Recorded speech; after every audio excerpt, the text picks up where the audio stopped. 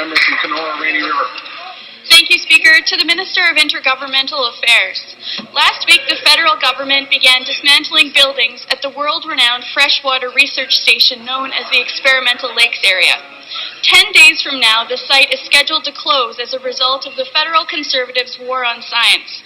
Every time I have raised this issue in the House, the government has assured us that the province is opposed to this short-sighted and politically motivated decision. My question is simple. What concrete steps is this government willing to take to prevent the closure of this important research facility?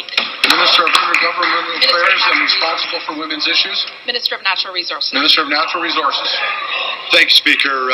And I want to thank the member, first of all, for the question. It's a very important question. We're also, on this side of the House, concerned about this matter.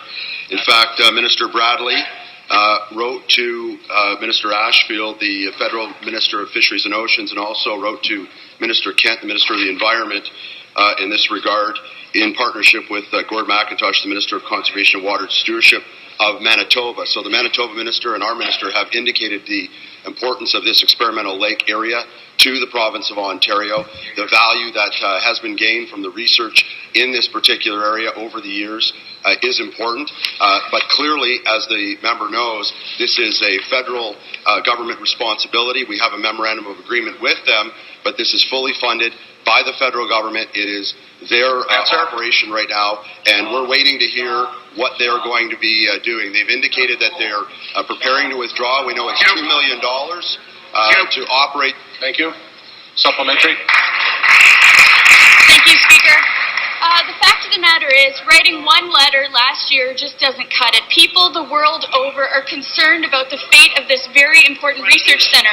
Yesterday, in the House of Commons, my federal New Democratic colleagues used an Opposition Day motion as an attempt to prevent this closure, but it was defeated by the Conservative majority, who are intent on muzzling scientists and ending research on the environment. This issue cuts across party lines and has also been raised by leaders across Canada and across the world. It is not about partisan politics. It is about groundbreaking research, and people are looking to this provincial government for action, not letter writing, action. I once again ask, what commitments will this government make to stop the closure of this facility and to keep it open? Minister. Again, Speaker, I want to thank the member. Just to be clear, we're doing the exact same thing that the NDP government in Manitoba is doing in lobbying the Conservative government federally.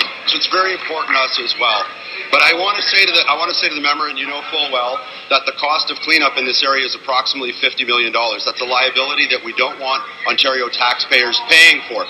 However, saying that, we are prepared to work with any organization that's prepared to come forward. This has also been articulated by the federal government, and we are reviewing the matter right now, and we're prepared to work with anyone to come forward and operate the experimental lakes. We think they have tremendous value. We think it's extremely unfortunate that the federal government has made this decision, and we want them to reverse this decision and fund this particular experimental lake operation. But we're prepared to consider the options on this going forward. And I thank the member as well, Speaker, for contacting me and writing me a letter on this, and we will be getting back to the member. Thank you. Question.